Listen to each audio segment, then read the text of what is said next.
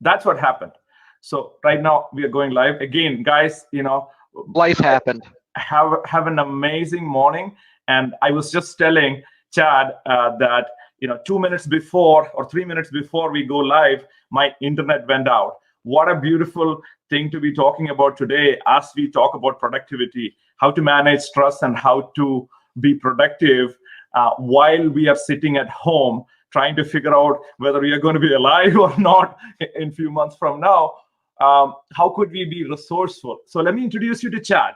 Chad is known as a legendary lifestyle coach and a former #1 coach under Tony Robbins. He shares his unique formula for business success and spiritual fulfillment that has helped him retire from Microsoft at the age of 35.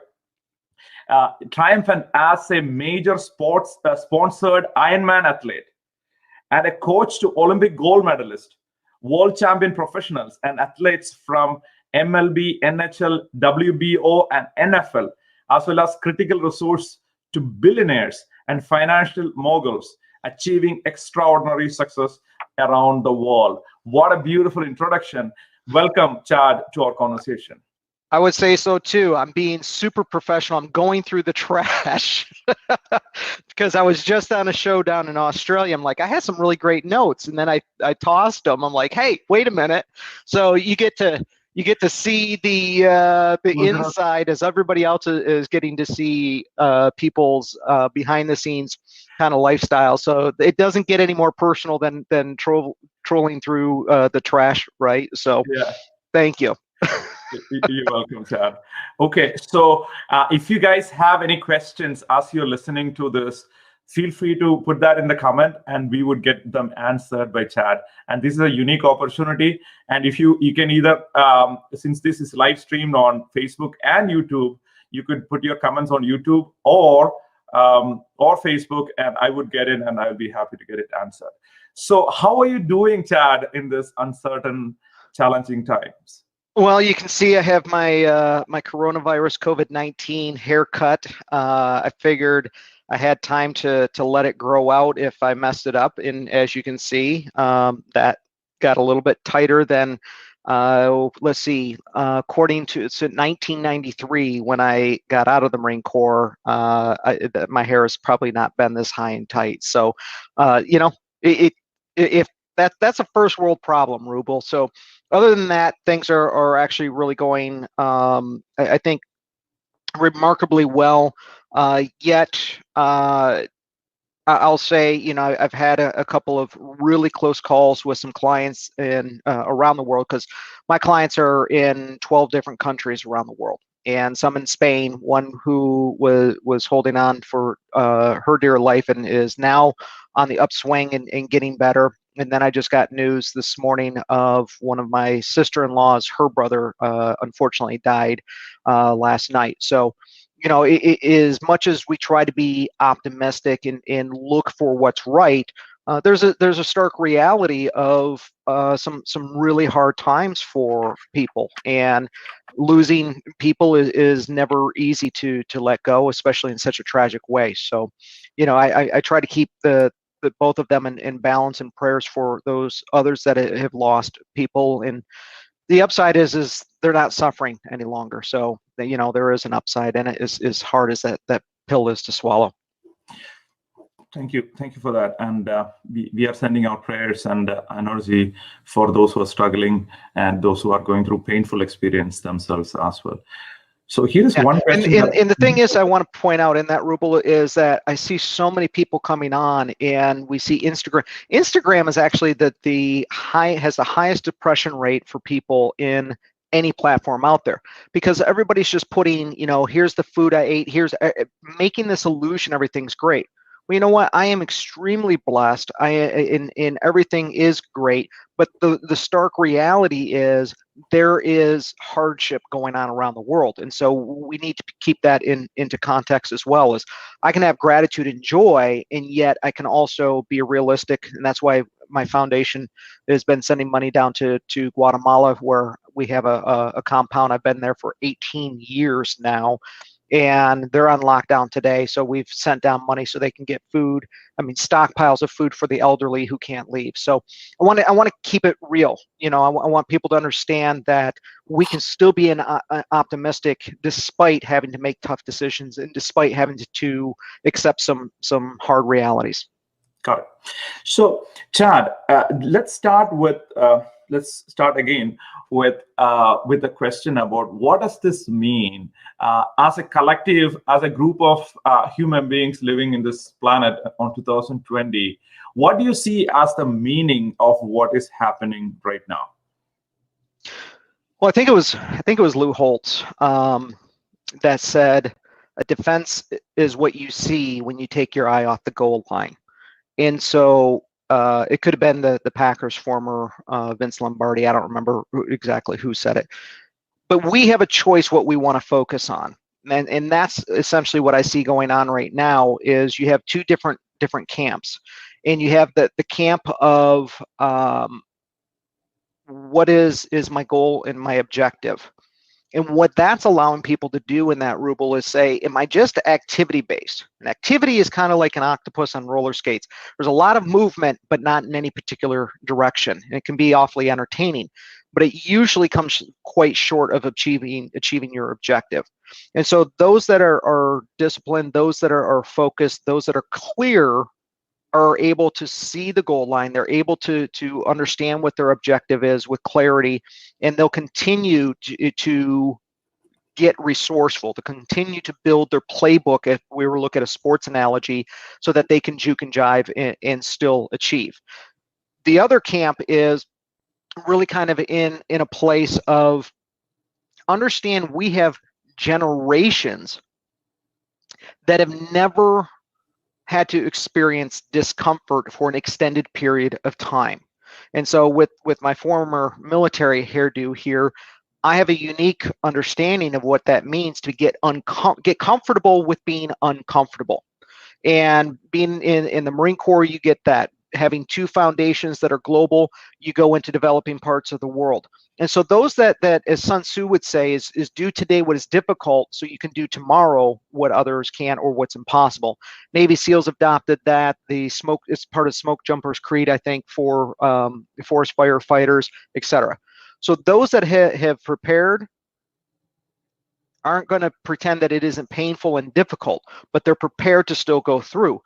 The vast majority of the population in first world and second world countries are freaking out because they haven't been accustomed to this, right? They don't know what discomfort looks like. You're somebody who absolutely is familiar with being uncomfortable for extended periods of time, and people don't really understand that's leverage. That's a strength. That's an asset for times like this. Got it.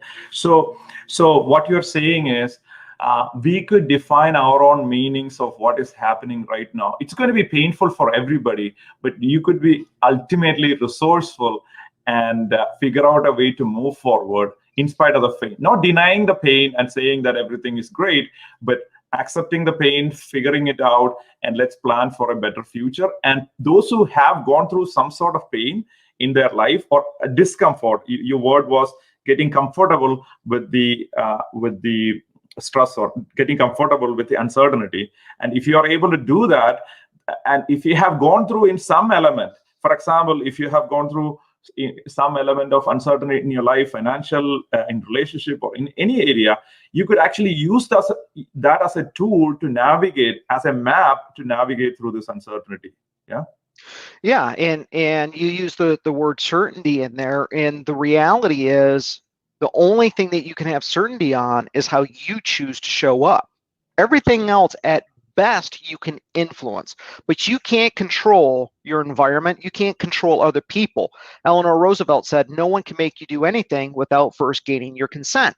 So you're being bombarded right now with news coverage, and I'm going to say, regardless of which side that you're on, I'm going to say very deliberately, news coverage is a very loose term. I would chalk a lot of this up to sensationalism.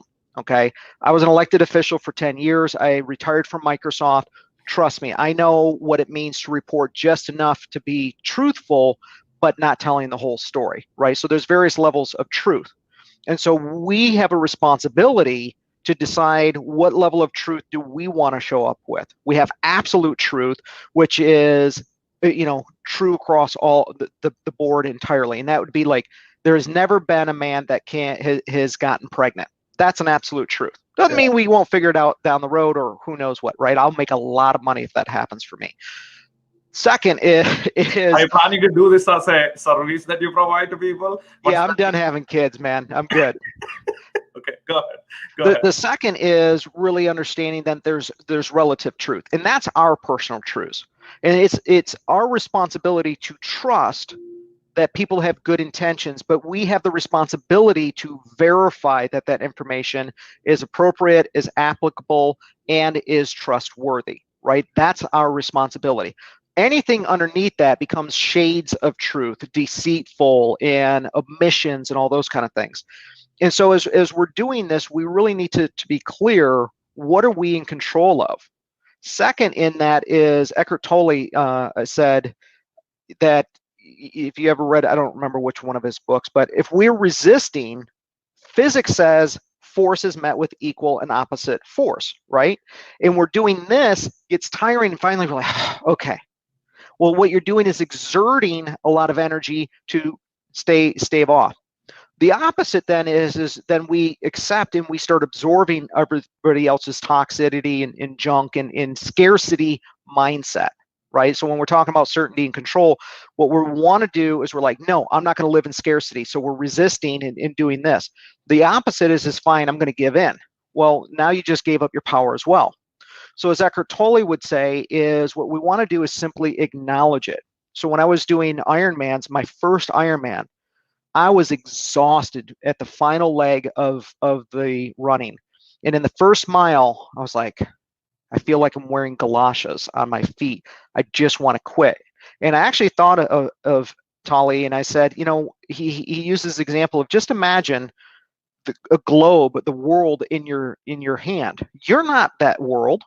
But you can just simply say, you're going to go in my pocket and you're going to go for a ride. Well, pain and is kind of that if we just simply acknowledge it, oh, there it is, and allow it to just acknowledge it, but we don't own it, we don't reject it, we just allow it to dissipate through us and around us, then we are actually empowered. Anything else is we're trying to control, and the only thing we can control is ourselves.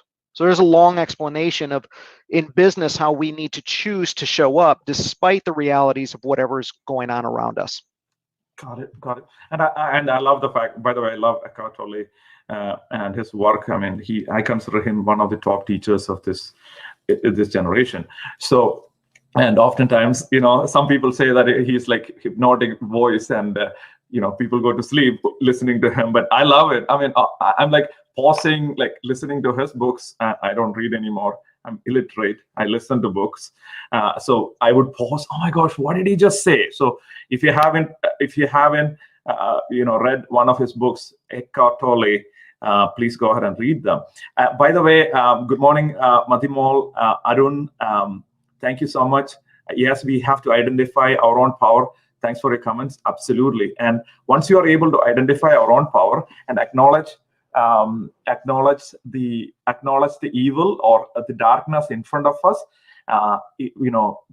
Jesus said, where there is light, darkness cannot exist. So if you just think about it, like, if you just spread your light into the darkness around you, in front of you, and acknowledge, like Chad says, or automatically the light will disappear in front of you. So let's get deep into the specific, because Chad, you are a strategic guy. You helped Olympic champions and you help billionaires, you coach billionaires.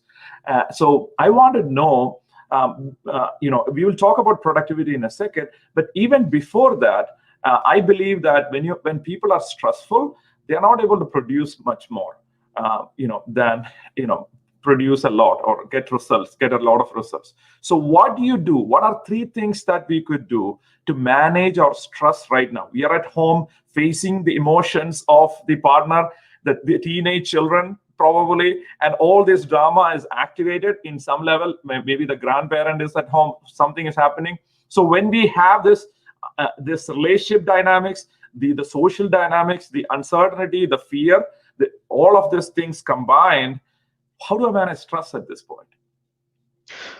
So I would say that the first most common thing that I notice with entrepreneurs, Ruble, is right now we have a lot of people offering free training. We see a lot of people, I've got all this time, and so what are they doing? Filling their head with knowledge, which is awesome, right? Great. What a great time for you to take advantage of free education or anything that's going to help you be better. Here's the problem with that.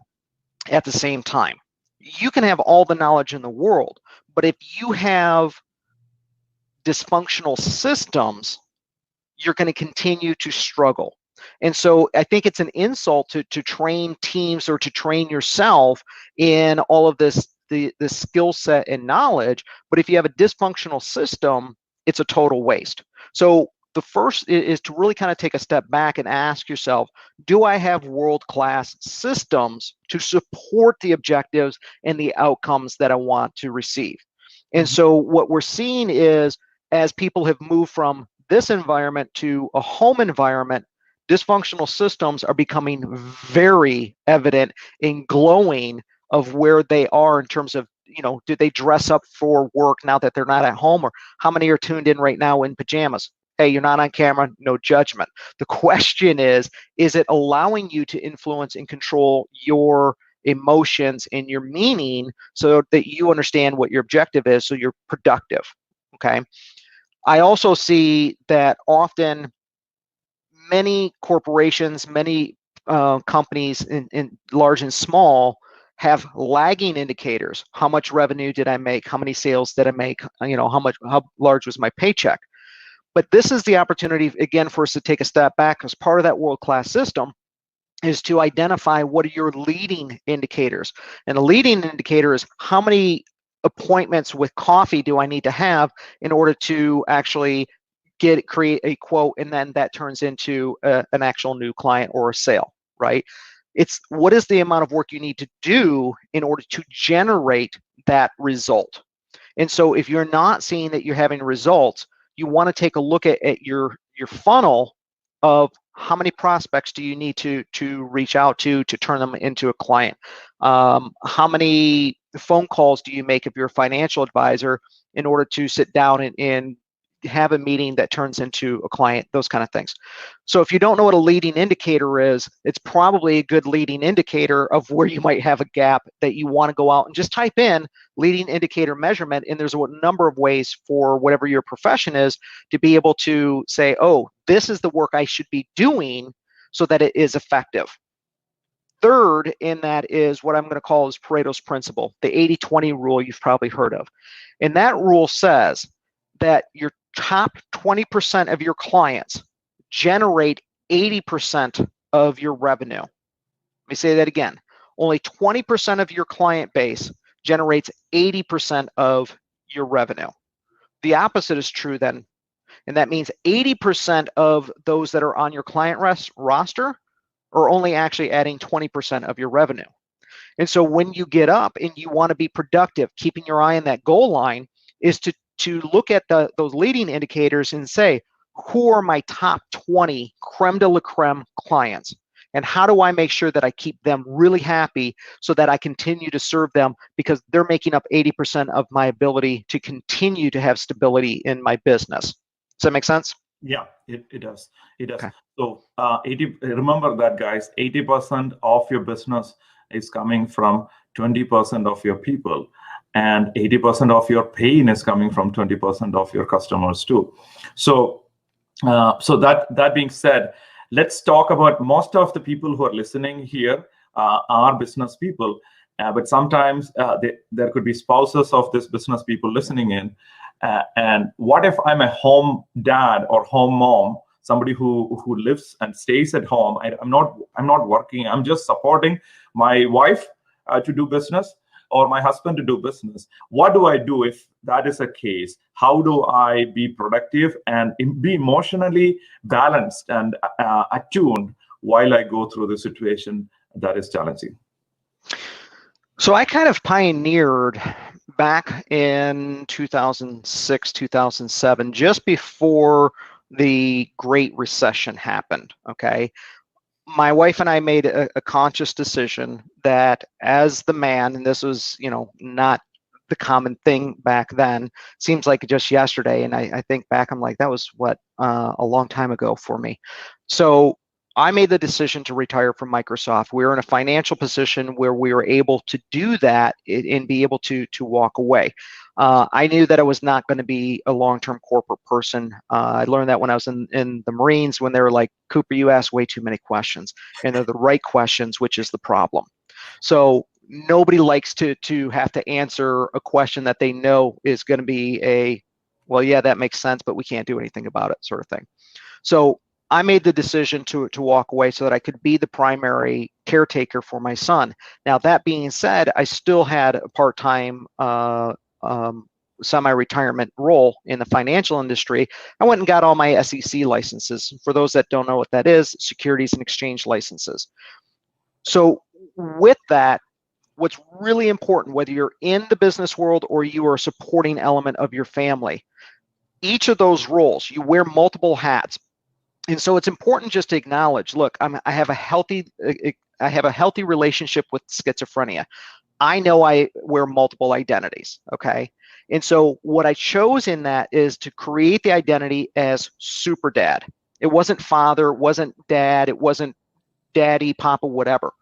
And here's the thing about that, Ruble, is certain words can trigger us in very different ways.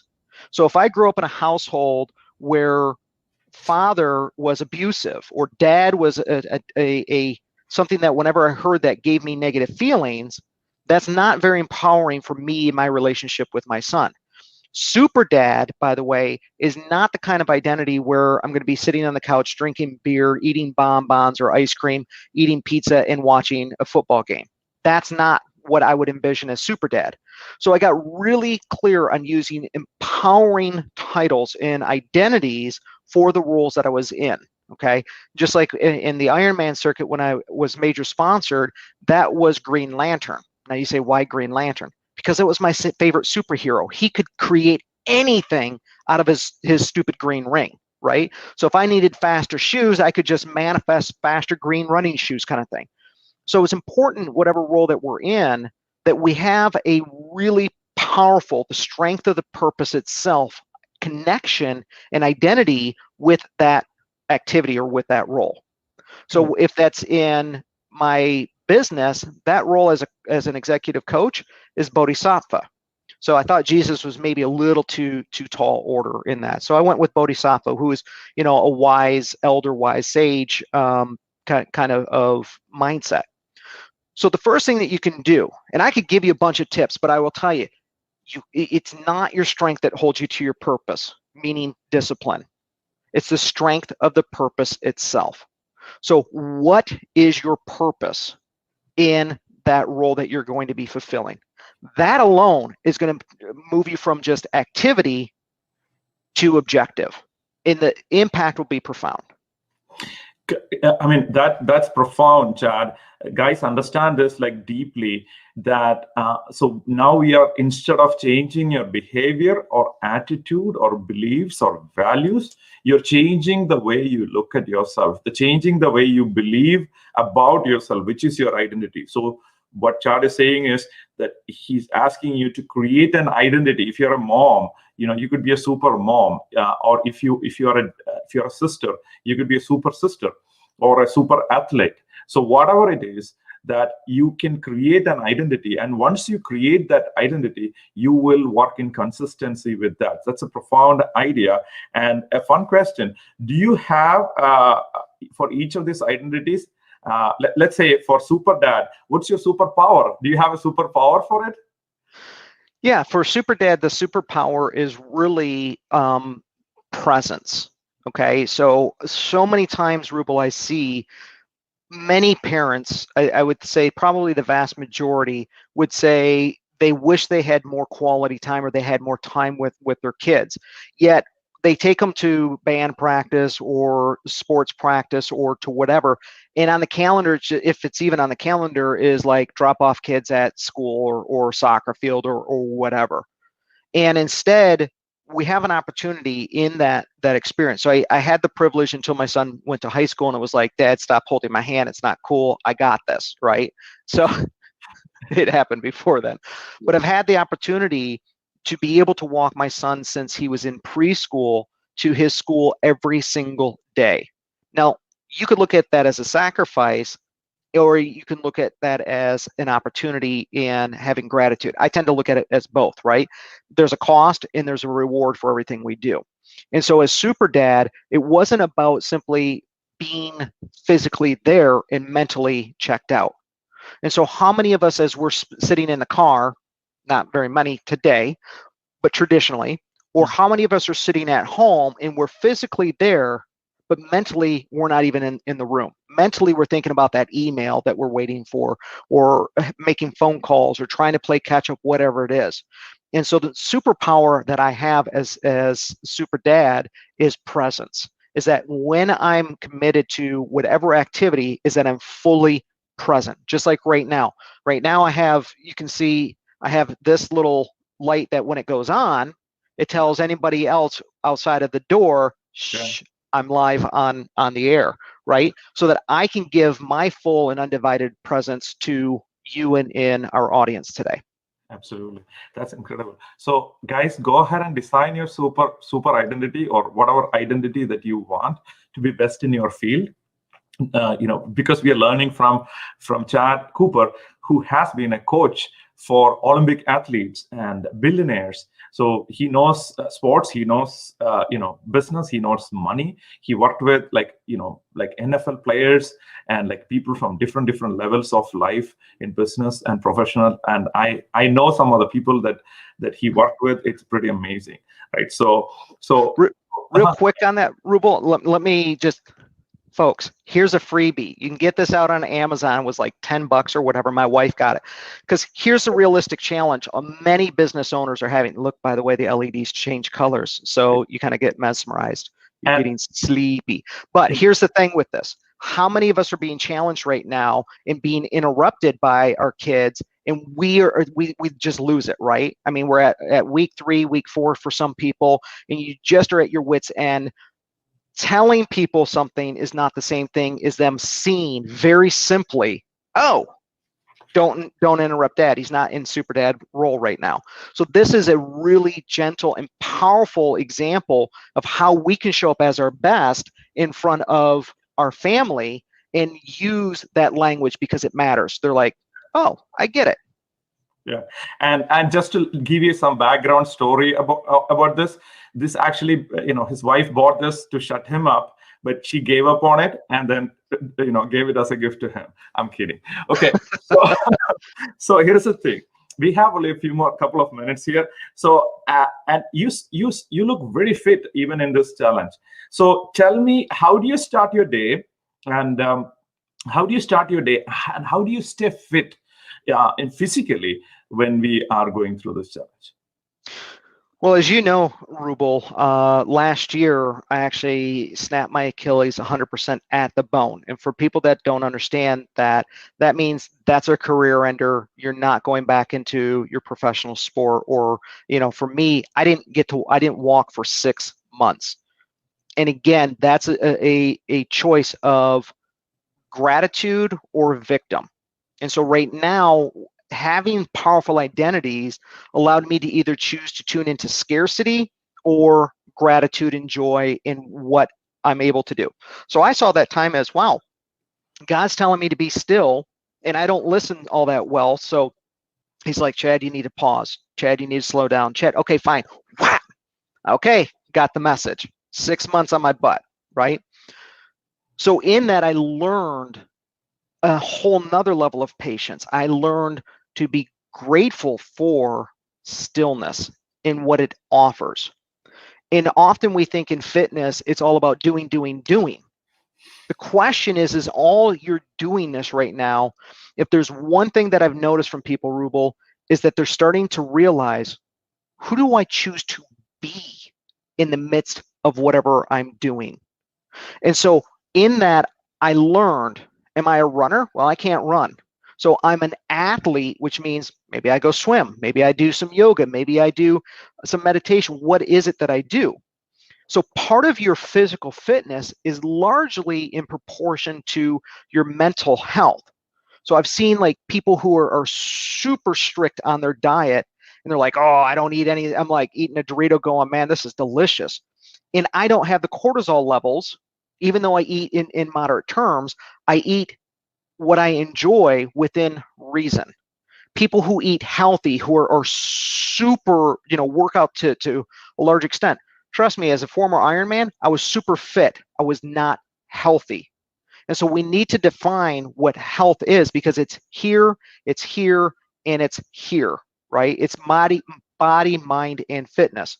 So who do you want to be in whatever physical activity that you're going to undertake and do? That's how you become. So when I choose to be and say, you know what, it started out with just being able to walk again. I gave gratitude I can walk because I wasn't able to walk. That moved then to being able to do walk, jog. So it's less now about me having to go to the gym, and the gym's closed, but I have a gym membership. It's less about going and doing marathons because I'll never be able to do another one today. But it's saying what is available, what am I able to do, and it's simply about, fine, I get my heart rate up doing something I really enjoy. So that there's no shortage of. Go outside, throw the ball, go for a walk, go bicycling, and when you see somebody, just move 6 feet around them in order to be smart and healthy, right? And in doing that, if you knew that you were positive with COVID, how would you actually behave? You would automatically go around those people. But a lot of it is just in how I choose to show up. So I'm still going out. There's an app that I use called Fitbod, Fitbod. And I pay for the annual subscription, but they have given away and said, we're going to give away all body weight workouts for free. So you have no weights, you have no equipment at home. They will kick your butt just using your own body weight. So saying I don't have access is an excuse. It's not an explanation. Yeah. And by the way, because I have more weight, I could do better exercise than you too. So absolutely. I mean, you do. Awesome. All right. So, and also keep in mind, guys, like bring back the other concept that Chad talked about in terms of health and energy.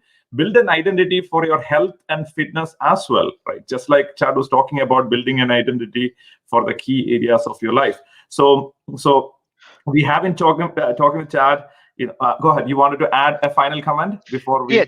Just kind of in both of those, and maybe it's a transition, but the one thing that when people ask right now, what I'm seeing, Ruble, is a lot of people who are subscribing to scarcity and not enough and fear, all those kind of things, is assess whether it's real danger or just a false emotion appearing real. So in that fear, we tend to look at scarcity. We tend to look at lack. So if you're in survival mode right now, instead of going from maybe you were at success and you've dropped to survival, is to just simply say, what do I need to do in order to create stability? And then if you have competition or you're trying to figure out how to actually make revenue, is don't go to compete. Instead, dominate. So if you have a mindset of dominating, I guarantee there's no room for scarcity. There's only room for cause and generating.